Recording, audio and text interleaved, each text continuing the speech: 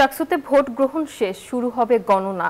শুরু হবে সকালে আইটি ভবন কেন্দ্রে ভোট দেন ছাত্রদল শিবির সমর্থিত দুই প্যানেলের ভিপি ও জিএস প্রার্থীরা।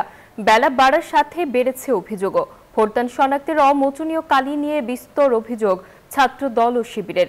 অবশ্য প্রধান নির্বাচন কমিশনার অধ্যাপক ডক্টর মনির উদ্দিন দাবি করেন, কালি মুছে গেলেও একই ভোটারের দ্বিতীয়বার ভোট দেওয়ার সুযোগ নেই। চাকসু নির্বাচনের আরো খবর জানাতে চট্টগ্রাম বিশ্ববিদ্যালয়ে আছেন আমাদের সহকর্মী আকরাম হুসাইন। চলে যাচ্ছে আকরামের কাছে। আকরাম, চাকসুতে তো ভোট উৎসব শুরু হলো, কেমন দেখছেন বিস্তারিত আমাদেরকে জানাবেন। পর্যন্ত সেই উৎসব চলমান আছে। আসলে সারাদিন আমরা কোনো বিশৃঙ্খলা দেখতে পাইনি এবং শিক্ষার্থী ভোটারদের মধ্যে যথেষ্ট পরিমাণ উৎসাহ দেখতে পেয়েছি, আমরা উৎসবের আমেজ দেখতে পেয়েছি এবং একই সাথে আমরা যেটি দেখতে পেয়েছি সেটি হচ্ছে প্রতিদ্বন্দ্বিতাপূর্ণ একটা নির্বাচন দেখতে পেয়েছি। তবে এই চাকসুর নির্বাচনে অনেক দৃষ্টি প্রতিবন্ধীরাও কিন্তু ভোট দিয়েছেন। আমরা একটু তাদের একটু অনুভূতি জানতে চাইব। একটু জানাবেন, আপনি আপনার ভোটাধিকার প্রয়োগ করেছেন, আপনার অনুভূতি কি, পরিবেশটা কেমন ছিল? আচ্ছা, আজকে তো ভোটের পরিবেশ মোটামুটি ভালো ছিল, কিন্তু আমরা যারা দৃষ্টি প্রতিবন্ধী শিক্ষার্থী, আমাদের কাছে চাকসু একটা স্বপ্ন বা আশা আকাঙ্ক্ষার একটা জায়গা ছিল যে চাকসুতে আমরা আমাদের নিজের ভোটটা নিজে দিতে পারবো।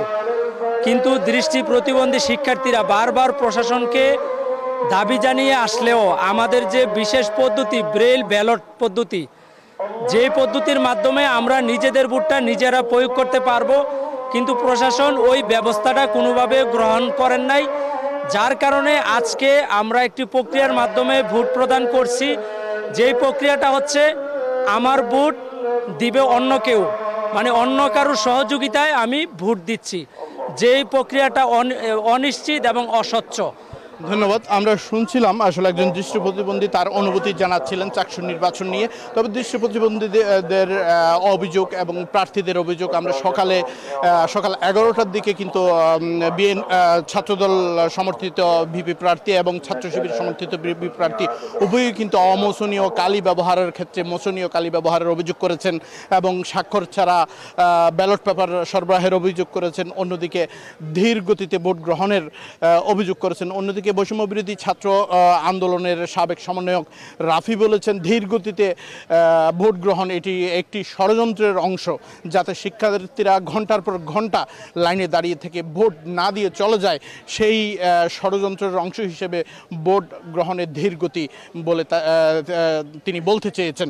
তবে আপনার মাধ্যমে আমরা দর্শকদের জানাতে চাই, আমরা সকাল থেকে চট্টগ্রাম বিশ্ববিদ্যালয় ক্যাম্পাসে প্রবেশের পর থেকে যেটি দেখতে পেয়েছি, আইন শৃঙ্খলা রক্ষাকারী বাহিনীর যথেষ্ট পরিমাণ উপস্থিতি ছিল, নিশ্চিত নিরাপত্তা ব্যবস্থা ছিল এবং আইন শৃঙ্খলা রক্ষাকারী বাহিনীর পক্ষ থেকে 4 স্তরের নিরাপত্তা ব্যবস্থা নিশ্চিত করা হয়েছিল।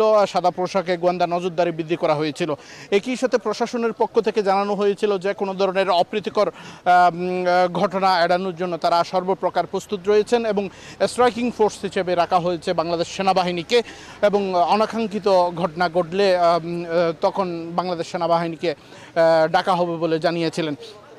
এখন পর্যন্ত আমরা যেটি দেখতে পেয়েছি, বিশ্ববিদ্যালয় প্রশাসনের পক্ষ থেকে, নির্বাচন কমিশনের পক্ষ থেকে আমাদেরকে যেটি জানানো হয়েছে, আসলে লাইনে যতক্ষণ পর্যন্ত ভোটাররা থাকবেন ততক্ষণ পর্যন্ত তাদের ভোট গ্রহণ করা হবে।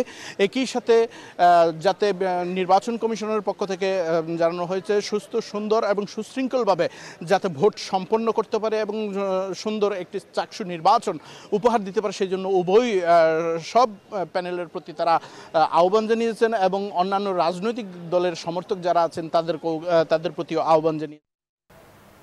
আকরাম, আপনাকে ধন্যবাদ।